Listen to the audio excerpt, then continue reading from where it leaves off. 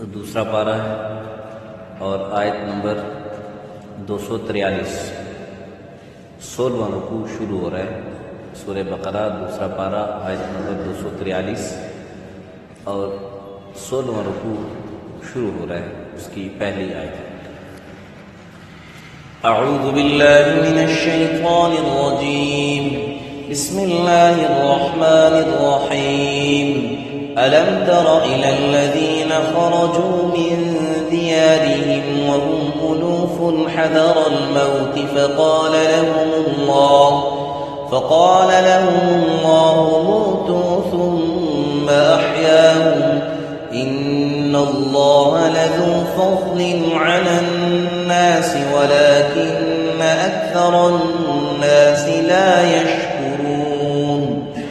وقاتلوا في سبيل الله واعلموا أن الله سميع عليم من ذا الذي يقرض الله قرضا حسنا فيضاعفه له أضعافا كثيرا والله يقبض ويبسط وإليه ترجعون صدق اللہ العظیم۔ الم تر الی الذین، کیا آپ نے نہیں دیکھا ان لوگوں کو، خرجو جو نکلے، من دیارہم اپنے گھروں سے، وہم الوف اور وہ ہزاروں میں تھے، حذر الموت موت کے ڈر سے، فقال تو اللہ تعالیٰ نے فرمایا، لہم اللہ فقال لہم اللہ اللہ تعالیٰ نے ان کو فرمایا، موتو مر جاؤ، ثم احیاہم پھر ان کو زندہ کر دیا، ان اللہ لذو فضل علی الناس بے شک اللہ تعالیٰ فضل کرنے والا ہے لوگوں پر، البتہ ولکن اکثر الناس لا یشکرون لیکن اکثر لوگ شکر نہیں کرتے۔ وقاتلوا فی سبیل اللہ، اللہ کے راستے میں لڑو، جہاد کرو، واعلموا اور جان رکھو کہ ان اللہ سمیع علیم اللہ تعالیٰ خوب سنتا بھی ہے اور جانتا بھی ہے۔ من ذا الذی یقرض اللہ قرضا حسنا، کون شخص ایسا ہے کہ جو اللہ کو قرض حسنا دے، فیضاعفہ لہ اضعافا کثیرا پھر اللہ تعالیٰ اس کو دگنا کر کے دے، کئی گنا، اضعافا کثیرا دگنا کر کے دے اللہ اس کو کئی گنا دگنا، یعنی کئی گنا بڑھا چڑھا کر اس کو اللہ دے۔ واللہ یقبض اللہ تعالیٰ ہی تنگی کرتا ہے، ویبسط اور کشادگی کرتا ہے، وإلیہ ترجعون اور اسی کی طرف تم لٹائے جاؤ گے، یعنی اسی کی طرف آپ نے لوٹ کے جانا ہے، مرجع وہی ہے۔ یہاں تک طلاق وغیرہ کے، عدت وغیرہ کے احکامات، نکاح میں مہر طے نہیں ہوا اس صورت میں وہ احکامات گزرے ہیں، اور میں نے عرض کیا تھا کہ نکاح میں مہر اتنا ہی مقرر کیا جائے جو کہ دے سکو، اور پھر دینا بھی چاہیے مطالبے کے، جب بھی مطالبہ کرے عورت کا حق ہے، پھر مرد پر لازم ہوگا کہ وہ اس کو حق مہر ادا کرے۔ بہرحال آج کل ایک صورت چل رہی ہے، اور یہ بنسبت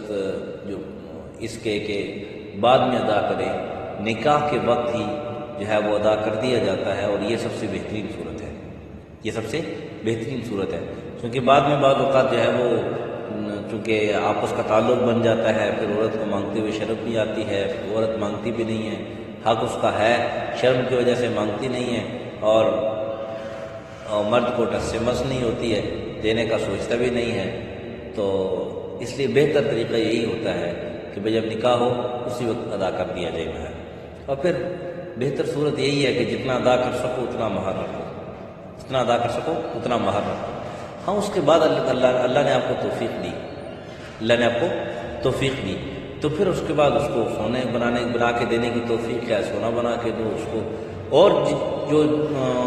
اس کی ضروریات ہیں، اور جو اس کی جو ہے نا وہ خواہشات ہیں، وہ پورا جائز خواہشات وہ پورا کرنے کے اللہ نے توفیق دی ہے، ان میں بے شک پورا کرو، اس کے اندر کوئی حرج نہیں ہے۔ لیکن نکاح حق مہر اتنا زیادہ کر دیا کہ آپ نے جو ہے نا وہ کیا ہی نہیں ہے، وہ ادا ہی نہیں کر سکتے، اتنا زیادہ رکھا ہوا ہے، تو پھر یہ صورت جو ہے وہ اچھی نہیں ہے کہ بعد میں پھر ادا نہ کرو اور معافی مانگتے پھرو۔ تو آج کے سبق میں یہ پہلی امت کا ایک قصہ ہے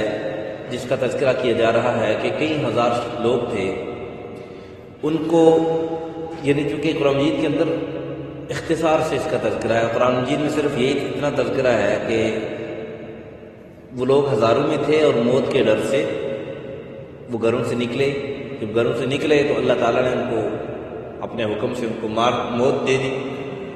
اور پھر اللہ تعالیٰ نے ان کو زندہ کر دیا۔ جو روایات میں آتا ہے، تفاسیر میں لکھا ہے کہ یہ ایک قوم تھی جو دو قسم کی روایات ہیں، یا تو یہ کہ جہاد کے ڈر سے کہ لوگ ان پر جو ہے نا کوئی جہاد کر کے ان کے ساتھ کوئی قتال نہ کر لے اور ان کو مار نہ دے، اس ڈر سے گھر سے نکل کے بھاگ گئے سارے، اور جگہ ہی چھوڑ کے علاقہ ہی چھوڑ کے بھاگ گئے، سارا اپنا ساز و سامان ساتھ لے کر۔ اور یا پھر وبا وہاں پر کوئی پھیلی، کوئی ایسی طاعون یا کوئی بیماری ایسی آئی کہ جس کی وجہ سے انہوں نے کہا جی کہ یہاں پر ہم رہے تو ہم مر جائیں گے، تو اس لیے موت کے ڈر سے وہ سارا سامان لے کر نکل گئے۔ اور ایک جگہ پر جب پہنچے تو اللہ تعالیٰ نے ان کو اللہ کے حکم سے ان کو اللہ تعالیٰ نے حکم دیا تو وہ مر گئے، اب سارے وہیں بھی مر گئے۔ بات یہ سمجھانی ہے کہ موت یہ جہاد کے اندر نہیں لکھی ہوئی، یا موت یہ وبا کے اندر، بیماری کے اندر نہیں لکھی ہوئی کہ بیماری کے اندر آدمی مرتا ہے، ویسے نہیں مرتا ہے۔ یا اللہ رب العزت نعوذ باللہ ثم نعوذ باللہ بیماری کی وجہ سے موت دے سکتے ہیں، ویسے نہیں موت دے سکتے۔ یا جہاد میں اللہ کے راستے میں جہاد کرتے ہوئے جو ہے نا وہ موت ہوگی، جیسے مثال کے طور پر ہمارے کسی بھائی کو آرڈر مل جائے کہ بھئی آپ نے بارڈر پہ جانا ہے، اور وہاں پر پتہ بھی ہو کہ وہاں پر جو ہے وہ فائرنگ بھی ہوتی ہے اور وہاں کے حالات ٹھیک نہیں ہیں، تو اب آدمی ڈرے کہ سفارشیں کروائے کہ جی نہیں وہاں پہ مجھے نہ بھیجو، میرے تو بچے ہیں، تو میرے یہ دیکھو۔ موت جو ہے وہ ضروری نہیں ہے کہ بندوقیں کے اندر ہی مرے۔ خالد بن ولید رضی اللہ تعالیٰ عنہ کو دیکھو نا، ساری زندگی کیسے گزاری جہاد کے اندر۔ کئی اور بڑے بڑے ایسے دیکھو کہ ساری زندگی کیسے گزاری اور موت کیسے ہے، موت کیسے ہے۔ تو اس لیے موت جہاد کے اندر نہیں ہے کہ بھئی جو آدمی کسی سے قتال کرے گا، اللہ کے راستے میں لڑے گا، یا کوئی آدمی آپ کو فائر کرے گا تو آپ مریں گے، یا بیماری آئے گی تو آپ مریں گے۔ بیماری نہیں ہوگی، بیماری سے اپنے آپ کو بچاؤ گے، جہاد سے اپنے آپ کو بچاؤ گے تو مرو گے نہیں۔ بلکہ یہ تو ایک اللہ کا امر ہے، اور اذا جاء اجلهم لا يستأخرون ساعة ولا يستقدمون، جب اللہ کا حکم آ جائے اس کے اندر نہ کمی ہوتی ہے، نہ پہلے ہوتا ہے نہ بعد میں، بس پھر وہ موت آ جاتی ہے۔ اور پھر یہ علم الغیب میں سے ہے جو اللہ کے علاوہ کوئی نہیں جانتا، کہ وما تدری نفس ماذا تکسب غدا وما تدری نفس بأي ارض تموت، کل کیا کرو گے کچھ نہیں پتا،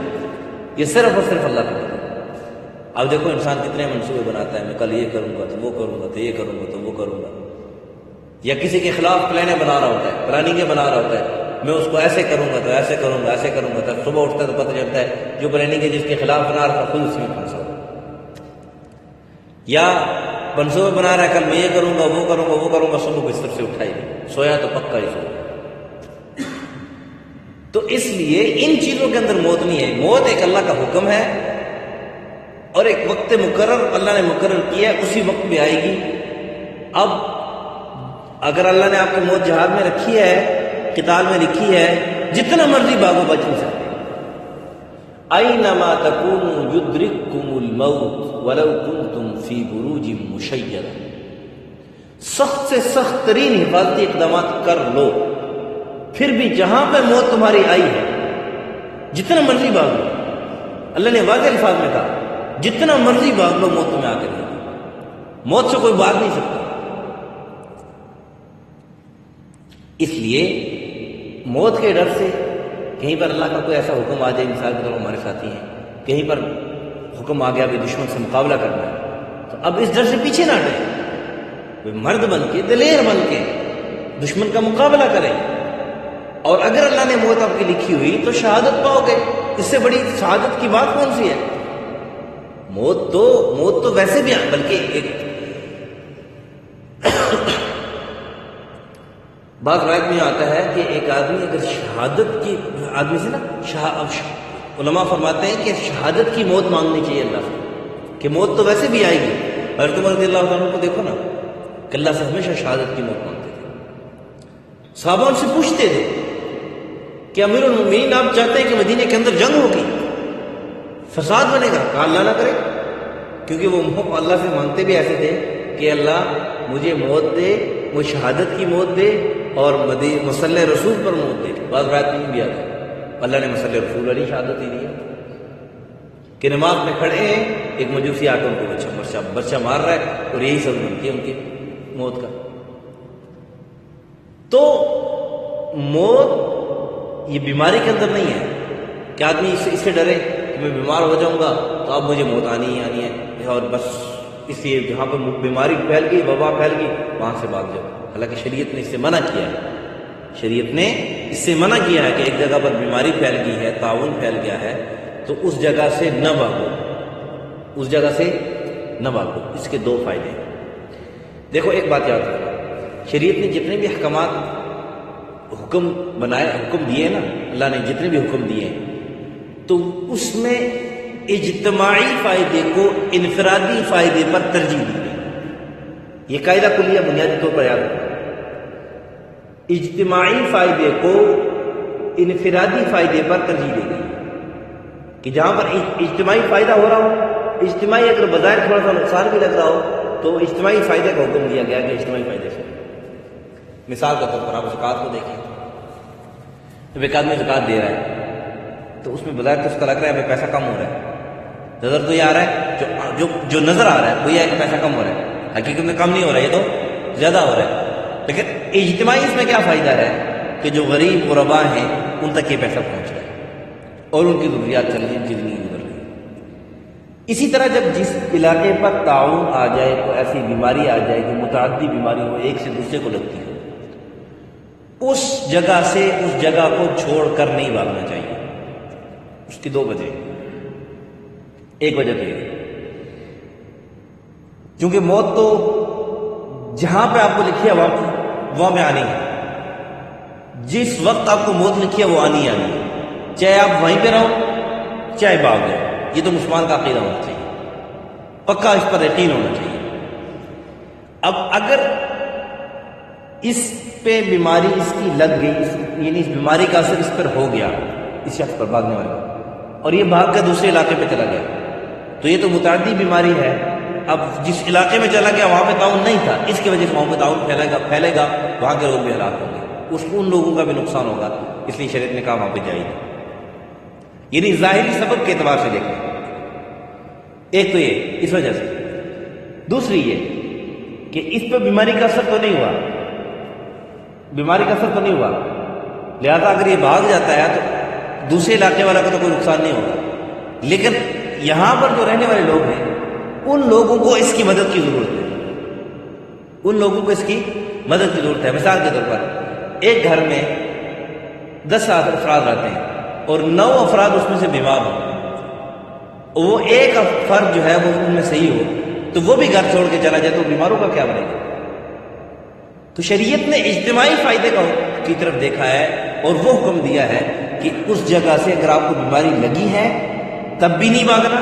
کہ دوسروں کے لیے نقصان کا سبب بنے گا، اگر بیماری نہیں لگی تب بھی نہیں بھاگنا کہ دوسروں کی مدد آپ کے ذمہ ہے۔ ان کی مدد کون کرے گا؟ باہر سے تو لوگ آئیں گے نہیں، باہر سے تو لوگ اس ڈر سے نہیں آئیں گے کہ تعاون ہے، متعدی بیماریاں ہمیں لگ جائیں گی، اور جو ہیں اندر ٹھیک ہیں وہ بھی بھاگ جائیں گے، تو جو بیماروں کا سدباب کون کرے گا؟ ان کا جو ہے نا ان کی خدمت کون کرے گا؟ ان کی دیکھ بھال کون کرے گا؟ اس لیے وہاں سے نہیں بھاگنا چاہیے۔ اور پھر فرمایا وقاتلوا فی سبیل اللہ واعلموا ان اللہ سمیع علیم، اللہ کی راہ میں لڑتے رہو، اللہ کی راہ میں جہاد کرو اور جان لو کہ اللہ تعالیٰ خوب سنتا ہے، جانتا ہے جو تم پلانے بنا رہے ہو، اور جو یعنی اللہ کے راستے میں لڑنے سے، اللہ کے راستے میں جہاد کرنے سے جو بچنے کے لیے جو آپ یعنی ہیلے بہانے تراش کر رہے ہو، کہا اللہ تعالیٰ تمہارے جو ہیلے بہانے ہیں یہ اللہ تعالیٰ خوب سنتا بھی ہے اور جانتا بھی ہے، جو تم باتیں کر رہے ہو یہ سب خوب اللہ سنتا بھی جانتا بھی ہے۔ پھر آگے چل کر ایک یعنی اس بات پر بعض اوقات لوگ اعتراض بھی کرتے ہیں کہ بھئی قرض تو مانگا جاتا ہے، قرض تو وہ مانگتا ہے جو جس کو ضرورت ہو، یا جس کو ضرورت ہو اس کو قرض دیا جاتا ہے، جس کو ضرورت ہو اس کو قرض دیا جاتا ہے۔ تو اللہ رب العزت کیسے قرض مانگ رہے ہیں؟ اللہ رب العزت کیسے قرض مانگ رہے ہیں؟ کہہ رہے ہیں من ذا الذی یقرض اللہ قرضا حسنا، کون شخص ہے جو اللہ کو اچھا قرض دے؟ تو اللہ رب العزت کیسے قرض مانگ رہے ہیں؟ تو اللہ رب العزت نے گویا یہ بتا دیں کہ ایک تو یہ ہے کہ ان اللہ اشتری من المؤمنین انفسهم واموالهم بان لهم الجنہ، یہ تو ہمارا جان اور مال اپنا ہے ہی نہیں. پہلی بات تو یہ ہے کہ ہمارا جان اور مال ہمارا اپنا ہے ہی نہیں ہے، یہ تو ہے ہی اللہ کا، یہ تو ہے ہی اللہ کا. مثال میں دے رہا ہوں، یہ موبائل میرا اپنا ہے، میں اس کو جب مرضی توڑوں، جو مرضی اس کے ساتھ کروں، اس کو بیچوں، اس کو پھینکوں، کوئی کچھ مجھے کسی کو کوئی حق نہیں مجھے کچھ کہنے کا. لیکن اگر میں اپنی انگلی کاٹ رہا ہوں، شریعت نے اسے منع کیا، شریعت نے اسے منع کیا، اور اگر قاضی ہے تو وہ سزا دے گا، تعزیری سزا آئے گی. شریع اگر عدالت ہے اس تک بات پہنچتی ہے مجھے تعزیری سزا ملے گی. اب تعزیری سزا اس کو کہتے ہیں کہ قاضی کی اس منشا کی بنیاد پر کے حالات واقعات کو دیکھ کے اس حساب سے اس کو سزا دے جس میں اس کی اصلاح. شریعت نے اسے منع کیا. کیوں؟ انگلی میری نہیں، میری اپنی نہیں، اللہ نے مجھے استعمال کے لیے دی اور اس میں اجازت صرف جائز جگہ پر استعمال کے لیے دی ہے، ناجائز جگہ پر استعمال کرنے کی اجازت بھی نہیں ہے. اس لیے جو آدمی گناہ کرتا ہے، اپنا یہ جسم گناہ کے کاموں میں استعمال کرتا ہے، وہ گناہ کے نافرمانی کے ساتھ ساتھ خیانت بھی کر رہا ہوتا ہے، نافرمانی کے ساتھ ساتھ خیانت بھی کر رہا ہوتا ہے کہ یہ جو اللہ نے اعضاء و جوارح ہمیں دیے ہیں یہ اللہ کی طرف سے ایک قسم کی امانت ہے. تو امانت تو ویسے بھی استعمال کی جائز نہیں، اگر کوئی استعمال کی اجازت دے بھی دے کہ آپ استعمال کر سکتے ہو تو اس کی اجازت کے موافق آپ استعمال کر سکتے ہو، اس کی اجازت کے خلاف نہیں استعمال کر سکتے. اگر اس کی اجازت کے خلاف استعمال کرو گے تو یہ امانت میں خیانت ہوگی. کیا ہوگی؟ امانت میں خیانت ہوگی. تو گناہگار ہونے کے ساتھ ساتھ اگر ایک آدمی زبان اللہ کی نافرمانی میں استعمال کر رہا ہے تو یہ گناہگار ہونے کے ساتھ ساتھ خیانت بھی کر رہا ہے کہ اللہ نے نافرمانی میں استعمال کی اجازت دی نہیں، اور نافرمانی میں استعمال کرنے کا اختیار دیا ہے. یہی امتحان ہے. اختیار دونوں دیے ہیں، نافرمانی بھی استعمال کر سکتے ہو، فرمانبرداری میں بھی استعمال کر سکتے ہو. لیکن اگر نافرمانی میں استعمال کرو گے تو یہ اختیار اللہ نے آپ کو دیا ہے، آپ نے اختیار غلط استعمال کیا، اسی بنا پر پکڑو. اللہ کو پتا تھا کہ یہ غلط استعمال کرے گا، اللہ کے علم میں ہے، لیکن آپ نے جو اپنا اختیار غلط استعمال کیا اسی بنا پر پکڑو. اس لیے پہلی بات تو یہ ہے کہ چیزیں ہماری ہیں. اور پھر مثال کے طور پر ہم میں سے یہ بھائی مجھے کہیں کہ یہ لو آپ اتنے پیسے لے لو یا اتنی یہ چیز لے لو، اور پھر مجھے کہیں کہ یہ اس میں سے تھوڑی سی مجھے واپس دے دو. کیا خیال ہے؟ مجھے دے دینی چاہیے نہیں دینی چاہیے؟ کہ دیا ہی اس نے ہے، دیا ہی اس نے. تو جب وہی مانگ رہا ہے تو کیا کہتے ہیں اس کو، غیرت کا تقاضا کیا ہے؟ دے دینی چاہیے. تو یہ وہ مانگ رہے ہیں. اور پھر کیا یہ مجھے کہہ رہے ہیں، مثلا عقل مندی دیکھو، یہ مجھے کہہ رہے ہیں کہ یہ اتنی چیز لے لو، اتنے پیسے لے لو، اس میں سے تھوڑے سے مجھے دے دو،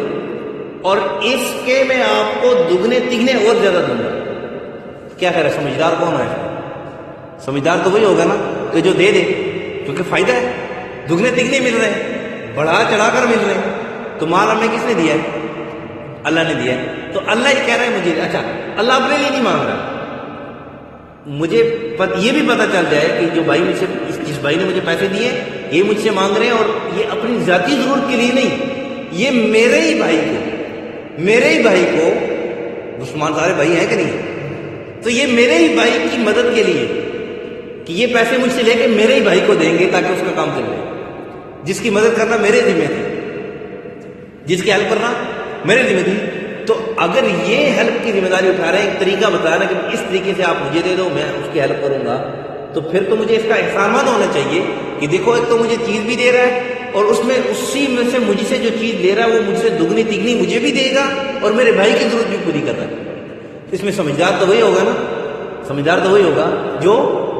دے دے گا. اس کا کہہ رہے ہیں کہ من ذا الذی یقرض اللہ قرضا حسنا. یہ اتنی لمبی تمہید میں نے اس لیے باندھی کہ اللہ رب العزت انسان سے جو کہتے ہیں کہ اللہ کے راستے میں خرچ کرو، تو یہ ایک قسم کا ہم اللہ کو قرض دے رہے ہیں. قرض کا کیا مطلب؟ کہ یہ ہمارا اللہ کے یہاں جمع ہو رہا ہے، یہ ضائع نہیں ہو رہا ہے. جو ہم کسی بھائی کی مدد کر دیتے ہیں، کسی غریب کی مدد کر دیتے ہیں، کسی جو ہے نا وہ نیک جگہ پر لگا لیتے ہیں، کہیں پر مسجد بن رہی ہے وہاں پہ ہم نے لگا دیے، تو یہ ضائع نہیں ہو رہا، اللہ کے راستے میں جو ہم دے رہے ہیں یہ ضائع نہیں ہو رہا، جمع ہو رہا، اور دگنا تگنا کئی گنا بڑھا کر اللہ تعالیٰ ہمیں واپس کریں گے۔ تو اس پر اللہ کہہ رہے ہیں کہ اللہ کے راستے میں مال خرچ کرنے سے کوئی آدمی، پھر آگے کہہ دیا کہ واللہ یقبض و یبسط، تنگی اور کشادگی یہ کس کے ہاتھ میں ہے؟ اللہ کے ہاتھ میں۔ کوئی یہ نہ کہے کہ میں اللہ کے راستے میں دوں گا تو تنگ دست ہو جاؤں گا۔ میں یقین سے کہہ سکتا ہوں میں کسی ایسے انسان کو نہیں جانتا، اگر آپ جانتے ہیں تو بتلا دیں، کہ جس نے اللہ کے راستے میں کوئی مال خرچ کیا ہو اور اس وجہ سے وہ غریب ہوا۔ میں آج تک میں نے بہت کوشش کی ڈھونڈنے کی، لیکن مجھے کوئی ایسا شخص نہیں ملا کہ اللہ کے راستے میں مال خرچ کیا ہو اس نے، اس بنا پر وہ غریب ہو گیا۔ ہاں ایسے بہت سارے دیکھے ہیں کہ جنہوں نے اللہ کے راستے میں مال لگایا، اللہ کے راستے میں مال خرچ کیا، اللہ نے دگنا تگنا بڑھا چڑھا کر ان کو دیا، اور مالدار سے مالدار ترین بنتے چلے گئے۔ تو اللہ تعالیٰ تو بڑھا چڑھا کر دیتے ہیں اور زیادہ دیتے ہیں، اس لیے جتنا زیادہ اللہ کے راستے میں خرچ کرو اتنا زیادہ اللہ آپ کو دیں گے۔ اس لیے جو چاہتا ہے کہ میں مالدار بنوں تو زیادہ سے زیادہ صدقے کا اہتمام کرے جو ہے، لیکن اس کا مطلب یہ نہیں ہے کہ جو جتنا مال ہے سارا ہی دے لو، نہیں، اپنی ضروریات رکھ کے اس کے بعد جتنا بچتا ہے اس میں زیادہ سے زیادہ اہتمام صدقے کا کرے۔ دیکھو اللہ کیسے مالدار بناتے ہیں، اللہ کیسے آپ کے مال کو بڑھاتے چڑھاتے ہیں۔ تو اللہ کا واللہ یقبض و یبسط، تنگی بھی اللہ ہی کرتا ہے اور کشادگی بھی اللہ کی طرف سے ہوتی ہے۔ وَإِلَيْهِ تُرْجَعُونَ، اور سب نے اسی کے پاس لوٹ کے جانا ہے کہ جو تم مال دے رہے ہوگے اللہ کے راستے میں، تو یہ اللہ کے پاس تم جب جاؤ گے تو اس کا بدلہ اللہ سے پالو گے۔ ایسی بات نہیں ہے کہ تمہیں بدلہ نہیں ملے گا، یا یہ وہ بات نہیں ہے کہ جیسے بعض اوقات کوئی کسی نے قرض لے لیا تو وہ قرض واپس نہیں ملے گا، کہا وَإِلَيْهِ تُرْجَعُونَ، اسی کے پاس تم سارے جاؤ گے اور وہ سب کا پورا بدلہ عطا کرے گا، بڑھا چڑھا کر سب کو عطا کرے گا۔ اس لیے کہا کہ ان اللہ لذو فضل علی الناس، اللہ البتہ ضرور فضل کرنے والے ہیں لوگوں کو، ولکن اکثر الناس لا یشکرون، لیکن اس کے باوجود لوگ شکر نہیں کرتے۔ یہ تھا ان آیت کا مفہوم کا مختصر خلاصہ۔ الم تر الی الذین خرجوا من دیارہم، کیا تم نے دیکھا ان لوگوں کو جو نکلے اپنے گھروں سے، وہم الوف، وہ ہزاروں میں تھے، حذر الموت، موت کے ڈر سے گھروں کو چھوڑ کے باہر نکلے۔ فقال لهم اللہ موتوا، جس موت کے ڈر سے وہ بھاگے تھے اللہ نے ان کو موت دی، اللہ نے ان کو کہا مر جاؤ، ثم احیاؤ، پھر ان کو زندہ کیا۔ روایت میں آتا ہے کہ حضرت حزقیل علیہ السلام کو اللہ تعالیٰ نے بھیجا، ان کا گزر اس بستی سے ہوا جہاں پر یہ لوگ مرے ہوئے تھے، اور بعض روایت میں یوں آتا ہے کہ ہزاروں سال بعد حضرت حزقیل علیہ السلام کا جو ہے نا تو وہاں سے گزر ہوا تو ان کی ہڈیاں بوسیدہ ہو چکی تھیں، تو اللہ تعالیٰ نے ان کو حکم دیا، تو اللہ تعالیٰ کے حکم سے ان کو مخاطب ہو کر انہوں نے ان کو کہا کہ زندہ ہو جاؤ اللہ تعالیٰ کے حکم سے، تو وہ سارے زندہ ہو گئے۔ ان کے سامنے گوشت پوش جو ہے نا چڑھا ان کے سامنے، اور وہ ہڈیاں اکٹھی ہوئی اور وہ زندہ انسان بن گئے۔ یہ بات روایت میں آتا ہے، اور ان کے متعلق میں نے پہلے عرض کیا تھا کہ اسرائیلیات ہیں، اسرائیلیات میں لا نصدق ولا نکذب، ان کی صحیح تصدیق کرنی چاہیے جب تک کہ کسی صحیح اور جو ہے نا وہ روایت سے نہ ملے، اور نہ ان کی تکذیب کرنی چاہیے۔ ان اللہ لذو فضل علی الناس، بے شک اللہ تعالیٰ فضل کرنے والا ہے لوگوں پر، ولکن اکثر الناس لا یشکرون، لیکن اکثر لوگ شکر نہیں ادا کرتے۔ وقاتلوا فی سبیل اللہ، اللہ کے راستے میں لڑو۔ وَاعْلَمُوا، جان رکھو، ان اللہ سمیع علیم، اللہ خوب سننے والا اور جاننے والا ہے۔ من ذا الذی یقرض اللہ قرضا حسنا، کون ایسا شخص ہے جو کہ اللہ کو قرض دے، قرض حسنا، اچھا قرض دنیا میں بھی انسان کسی کے پاس جاتا ہے کہ مجھے قرض حسنہ دے دے۔ ایک روایت میں نے سنی ہے، لیکن اس کا یعنی مجھے وہ کیا کہتے ہیں کتاب معلوم نہیں ہو سکی، یہ وہ کتاب انشاءاللہ مجھے معلوم نہیں، وہ بھی آپ کو سنا دوں گا، لیکن یہ روایت میں قرضہ دینے کی کسی کو جو فضیلت میں یہ روایت میں نے سنی ہے کہ جو آدمی کسی کو قرضہ دیتا ہے، پہلے تو یہ سننے کہ قرضہ لینا نہیں چاہیے، ضرورت کے بغیر اشد ضرورت کے قرضہ نہیں لینا چاہیے، بغیر اشد ضرورت کے قرض والا دروازہ اپنے اوپر نہیں کھولنا چاہیے۔ اور بہت سارے لوگ ایسے ہوتے ہیں جن کا قرضہ لینے کی عادت بن جاتی ہے، وہ اس سے بھی لیتے ہیں، اس سے بھی لیتے ہیں، اس سے بھی لیتے ہیں، اس سے بھی لیتے ہیں، اس سے واپس کسی کو نہیں کرتے، تو یہ تو جائز نہیں ہے، یہ تو جائز نہیں ہے، بلکہ ایک سوئی بھی اگر آپ نے کسی سے قرض لی ہوئی تھی، ایک سوئی کیا چیز ہوتی ہے، وہ بھی اگر آپ نے کسی سے قرض لی ہوئی تھی اور بغیر ادا کیے مر گئے، موت آ گئی، تو جہنم میں پکڑ ہوگی، قبر میں آپ سے پکڑ ہوگی، آخرت میں اللہ آپ سے حساب لے گا، یہ سوئی کا حساب بھی ملے گا، ایک ذرے کا حساب بھی ملے گا۔ تو اس لیے پہلی بات تو ہے قرض لینا ہی نہیں چاہیے۔ لیکن اگر کوئی آدمی کسی کے پاس قرض لینے آ جاتا ہے، اس کی ضرورت ہے، تو اس کو قرض دے دینا چاہیے۔ اور بعض روایت میں آتا ہے کہ ایک آدمی اگر کسی کو قرض دیتا ہے تو جتنے دن اس کو قرض دیے، جتنے دن کے لیے، اتنے دن روزانہ اس کو اتنے پیسے صدقہ کرنے کا ثواب ملے گا۔ پھر اگر دیکھیں کہ مہلت جو اس نے جتنی مدت مقرر کی تھی، مہینہ مقرر کیا تھا، اب وہ مہینہ آنے والا ہے، اس شخص کے پاس اتنے پیسے ہے نہیں ہیں کہ مجھے دے، تو قرض دینے والا اگر اس کو مہلت دے دے کہ بھائی ٹھیک ہے آپ 10 دن اور مہلت کر دو، 10 دن بعد اور دے دینا، تو اس صورت میں پھر بعض روایت میں آتا ہے کہ اس کو دگنے پیسے صدقہ کرنے کا ثواب ملے گا۔ یہ روایات ہیں، لیکن یہ وہ الذین هم یراؤون ویمنعون الماعون، عام برتنے کی چیزیں، ضرورت کی چیزیں، مسلمان کی جو خدمت ہے، مسلمان کی جو مدد ہے، اس کے کرنے کا جو ہے نا مختلف الفاظ میں، مختلف انداز میں قرآن نے، احادیث میں اس کی ترغیب دلائی گئی ہے۔ تو اس لیے اگر کوئی آدمی ہمارے پاس قرض مانگنے آتا ہے تو اس کو اچھے طریقے سے، احسن طریقے سے اگر ہم دے سکتے ہیں تو قرض اس کو ضرور دے دیں۔ لیکن اگر دیکھتے ہیں آپ کہ یہ شخص، اس کی عادت ہے کہ یہ لیتا ہے واپس نہیں کرتا، تو پھر اس کی جو متبادل صورت یہ ہے کہ جتنی آپ کی استطاعت ہے، اپنی استطاعت کے مطابق اس کی خدمت کر دیں، اس کو کہیں جی یہ لیں، یہ اتنے پیسے میں آپ کو دے سکتا ہوں، یہ قرض نہیں ہے، یہ آپ کے ہوگے، یا آپ جو اپنی ضرورت کے لیے استعمال کے لیے رکھ لیں، باقی پیسے میں آپ کو نہیں دے سکتا۔ لیکن اگر دیکھتے ہیں کہ وہ واپس کرنے والا ہے، اچھا شخص ہے، پھر اس کی مدد ضرور کر دینی چاہیے۔ بعض لوگوں کی عادت یہ ہوتی ہے کہ ان کے پاس پیسے موجود بھی ہوتے ہیں، اس کے باوجود جھوٹ بولتے ہیں کہ ہمارے پاس ہے ہی نہیں، ہمارے پاس ہے ہی نہیں۔ جو شخص کسی ایسا شخص کو قرض مانگنے آ جائے کہ جس کو آپ انکار بھی نہیں کر سکتے اور اس کو دے بھی نہیں سکتے کہ وہ واپس نہیں کرتا، تو پھر اس کو جھوٹ نہ بولو، اسی میں اس کی اصلاح ہے کہ اپنی جگہ پر اس کو کہہ دو کہ میں اتنے پیسے آپ کو اپنی ذاتی طور پر اتنی خدمت کر سکتا ہوں، اس سے زیادہ میں آپ کو نہیں دے سکتا۔ جھوٹ نہ بولو کہ میرے پاس نہیں ہے، کیونکہ جھوٹ بول کے الصدق ینجی والکذب یؤذی، جھوٹ بول کے اپنے آپ کو ہلاکت میں ڈالو گے، سچ بولو گے نجات پائے گی، سچ بولو گے تو نجات ملے گی۔ فَيُضَاعِفَهُ لَهُ أَضْعَافًا كَثِيرًا، پھر اللہ اس کو دگنا کر کے دے دے، کئی گنا دگنا۔ وَاللَّهُ يَقْبِضُ وَيَبْسُطُ، واللہ تنگی کرتا ہے، کشادگی کرتا ہے۔ وَإِلَيْهِ تُرْجَعُونَ، اسی کی طرف تم لوٹائے جاؤ گے۔ الحمدللہ رب العالمین والعاقبۃ للمتقین، والصلاة والسلام علی اشرف الانبیاء والمرسلین وعلى الملائکة المقربین وعلى عباد اللہ الصالحین۔ ربنا ظلمنا انفسنا وإن لم تغفر لنا وترحمنا لنكونن من الخاسرین۔ اللهم أرنا الحق حقا وارزقنا اتباعه وأرنا الباطل باطلا وارزقنا اجتنابه۔ اللهم احفظنا من كل بلاء الدنيا وعذاب الآخرة۔ اللهم إنا نجعلك في نحورهم ونعوذ بك من شرورهم۔ اللهم استر عوراتنا وآمن روعاتنا، وصلى الله على النبي الكريم محمد وعلى آله وصحبه أجمعين۔ جزاكم الله خيرا۔